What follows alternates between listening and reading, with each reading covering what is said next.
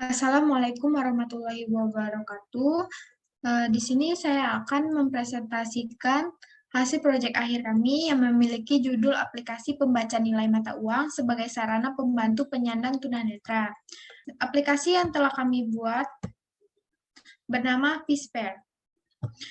Sebelum saya mempresentasikan dari hasil proyek akhir kami, akan lebih baiknya jika saya memperkenalkan tim Kadosper. Yang pertama ada Triwulandari, saya sendiri, dari kelas Paradoks Universitas Sriwijaya, dengan role Evaluation Model YOLO versi 4 dengan gambar sampel dan webcam. Selanjutnya ada Muhammad Abu Bakar Rizfi dari kelas Hasana Ilmi Universitas Sriwijaya dengan role Data Acquisition, Labeling Data, Training Data dengan YOLO versi 4. Selanjutnya ada Rabiur Rahmat dari kelas Hasana Ilmi Universitas Maritim Raja Ali Haji Umroh dengan role deployment aplikasi dengan Android Studio.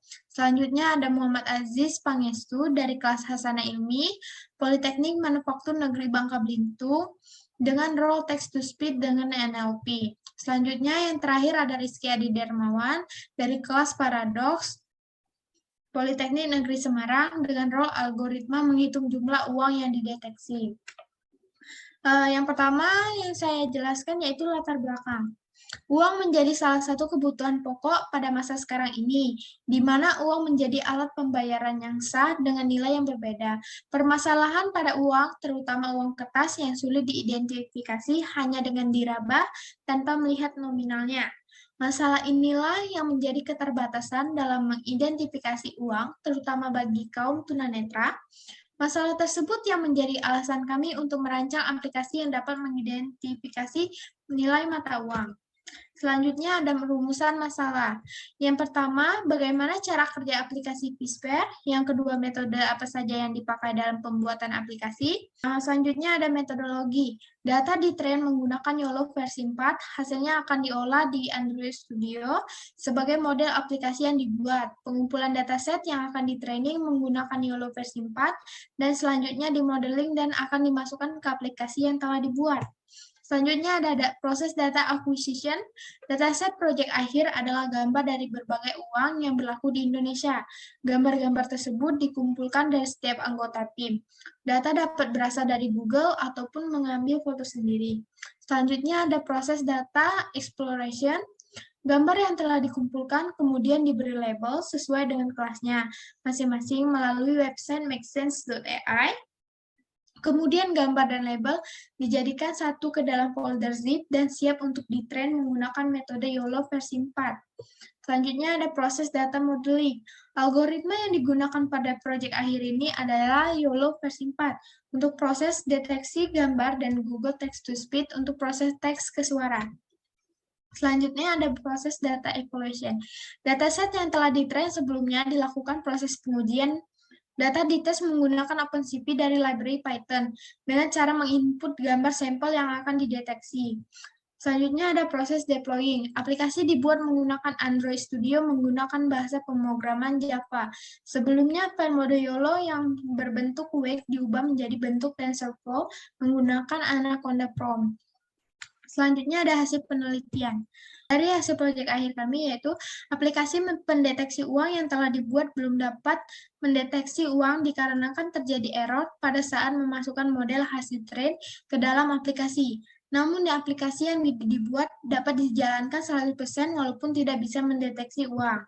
Selanjutnya ada kesimpulan. Yang pertama, peserta studi independen dapat memahami dan mahir dalam mengimplementasikan algoritma AI pada kehidupan sehari-hari.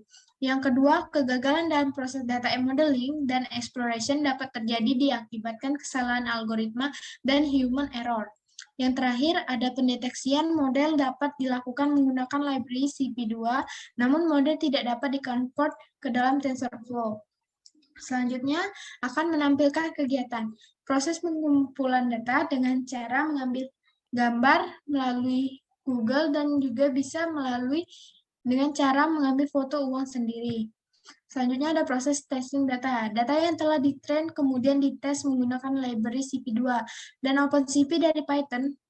Testing dilakukan dengan melihat apakah model berhasil mendeteksi uang atau tidak. Testing data juga dilakukan secara live detection melalui webcam dengan program .NET. Namun program mengalami crash dan error sehingga hasil dari testing data belum bisa dipastikan. Itu yang bisa saya presentasikan. Selanjutnya saya akan ke Google Colab untuk menampilkan hasil dari yang saya kerjakan. Yang pertama, kita akan import library yang dibutuhkan. Selanjutnya, kita install OpenCV Python yang versi terbaru. Lalu kita klik yes, dan tunggu sampai successful. Setelah successful, kita melakukan restart runtime. Lalu klik yes. Selanjutnya, kita hubungkan Google Colab dengan Google Drive. Selanjutnya, kita import kembali. Setelah selesai, kita print CV2 version untuk mengetahui jika kita telah memakai CV2 dengan versi yang terbaru. Selanjutnya, NetCV2 DNN ReadNet ini berfungsi untuk mengambil dataset yang berada di Google Drive. Lalu kita run classes. Classes ini untuk menampilkan dataset yang 500 koin sampai 100.000 kertas. Selanjutnya, ImagePad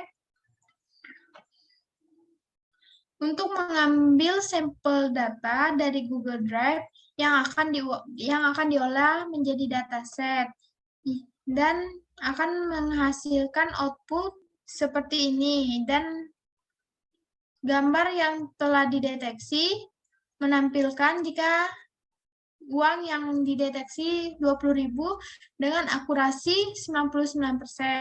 Itulah yang dapat saya presentasikan. Saya ucapkan terima kasih dan wassalamualaikum warahmatullahi wabarakatuh.